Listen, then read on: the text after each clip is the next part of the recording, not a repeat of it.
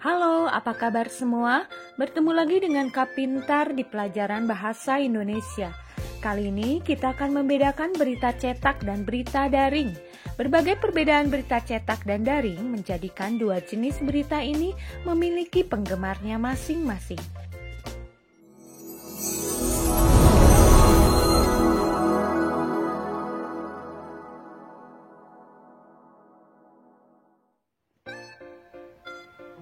Seperti telah diketahui bahwa berita adalah informasi baru atau informasi mengenai sesuatu yang sedang terjadi disajikan lewat bentuk cetak, siaran, internet, atau dari mulut ke mulut kepada orang ketiga atau orang banyak.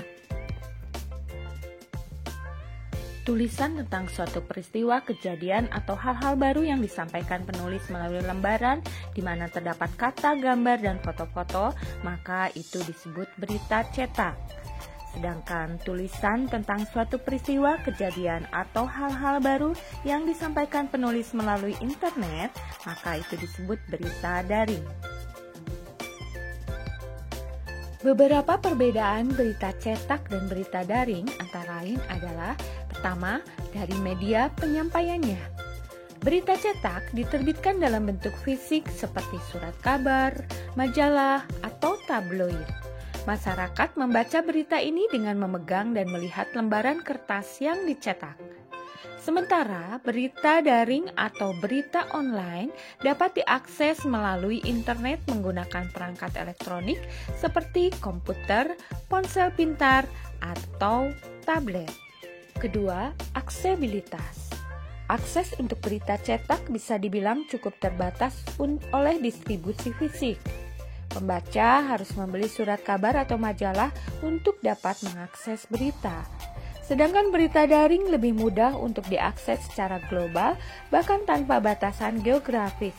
Pembaca dapat mengaksesnya kapan dan di mana saja dengan koneksi internet. Ketiga, kecepatan pemberitaan. Proses produksi berita cetak memerlukan waktu yang cukup lama, jadi informasi yang ingin disampaikan mungkin agak tertunda.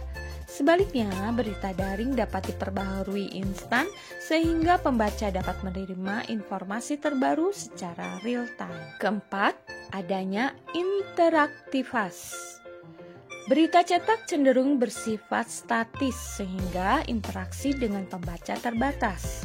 Berbeda dengan berita daring yang sering memiliki fitur interaktif seperti komentar, like, share, dan polling yang memungkinkan pembaca berpartisipasi dan berinteraksi. Yang kelima, ketersediaan isi. Ruang terbatas dalam berita cetak seringkali membatasi jumlah informasi yang dapat dimuat dalam satu edisi. Sedangkan berita daring tidak memiliki batasan fisik. Ini yang menjadikannya dapat menyediakan lebih banyak konten. Keenam, keberlangsungan arsip. Arsip berita cetak sangat mungkin untuk rentan terhadap kerusakan fisik atau kehilangan seiring berjalannya waktu. Akan tetapi, berita daring cenderung lebih tahan lama jika dikelola dengan baik karena data dapat disimpan dalam bentuk digital dan mudah direplikasi.